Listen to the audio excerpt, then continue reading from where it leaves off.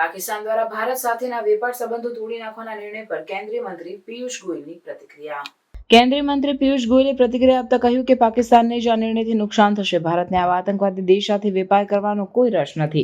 તેમણે વધુમાં જણાવ્યું કે ભારત આત્મનિર્ભર બનવા માટે પ્રતિબદ્ધ છે અને આતંકવાદને પ્રોત્સાહન આપતા દેશો સાથે સંબંધો રાખવા માંગતું નથી. આ નિવેદન પહલગામમાં થયેલા આતંકવાદી હુમલા પછી આવ્યું છે, જેમાં 26 નિર્દોષ લોકોના મોત થયા હતા.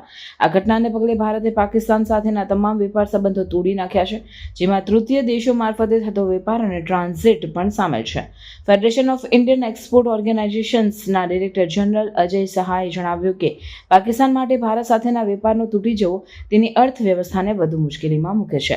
ખાસ કરીને ફાર્માસ્યુટિકલ અને ઓર્ગેનિક કેમિકલ્સ જેવા મહત્વપૂર્ણ ઉત્પાદનોની ઉપલબ્ધિ માટે આર્થિક વિશ્લેષકોનું માનવું છે કે પાકિસ્તાન હવે તૃતીય દેશો મારફતે ભારતીય ઉત્પાદનો મેળવવાનો પ્રયાસ કરશે, જેનાથી ખર્ચ વધશે અને વિલંબ થશે. આ સ્થિતિમાં ભારતના નિકાસકારોને ખાસ ખબર થવાની શક્યતા ઓછી છે, કારણ કે પાકિસ્તાન સાથેનો વેપાર પહેલેથી જ મિનિમલ હતો. उसका नुकसान पाकिस्तान को ही है. भारत को कोई रुचि नहीं है इस प्रकार के आतंकी देश के साथ ट्रीट करने. सर, जिस तरह से लगातार पाकिस्तान डिसीजन लेते जा रहा है कि सरकार भी अपनी कूटनीति में कहीं ना कहीं और सख्ती लाएगी आने का. जो निर्णय होंगे आपको समय समय पे पूरा बताया जाएगा. क्या पाकिस्तान ने युद्ध ट्रेड जो बंद करने भारत के साथ ट्रेड बंद कर दिया है? पाकिस्तान ने अपने पैरों पर ज़्यादा खिलाड़ी मार लिए. पहली पाकिस्तान ने भूखमरी है.